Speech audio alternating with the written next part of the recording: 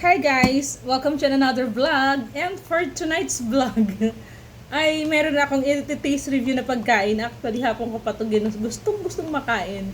Kaso, wala naman akong time dahil busy. So, in the afternoon, I asked Maki to help me make this. Okay, so as you can see, we made it.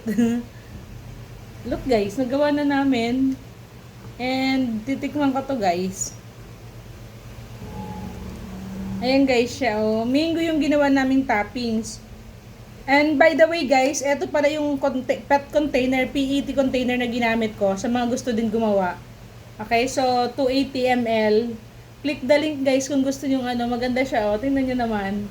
So perfect. Order na kayo guys, 50 pieces nitong orderin nyo kasi pag 25 pieces bitin yon. Kasi just in case gumawa kayo ng madami nito at may mga umorder. 'Di ba? So ayun. Titikman ko and huhusgahan ko kung pwede na. Ayun oh. Ay, grabe. Tumigas na siya, guys. Kukuha muna ako ng Tumigas na nga siya. Tumigas na din yung Graham. Uy, Maki, tumigas na din yung Graham, Maki. Tumigas na din. Bukas nito talagang tigas na to. Ay, so taste review natin.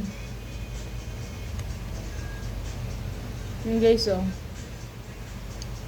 Grabe, sarap nito. Ang sarap.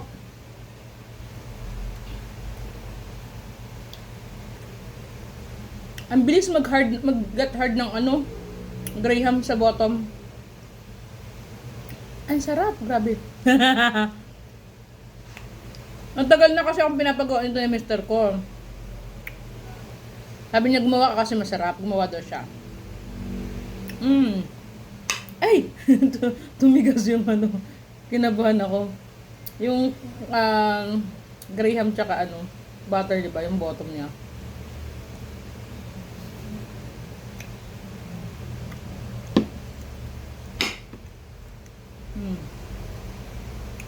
Perfect dessert guys. Ang sarap niya.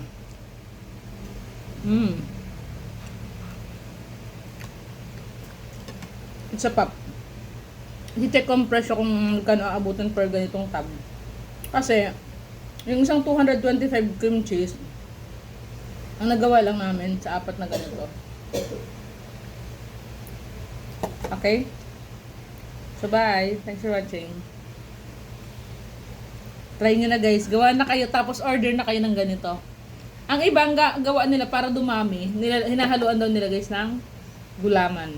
Pero ako sabi ko, check ko muna na walang gulaman. Pure cream cheese lang. With all purpose. No bake. Okay?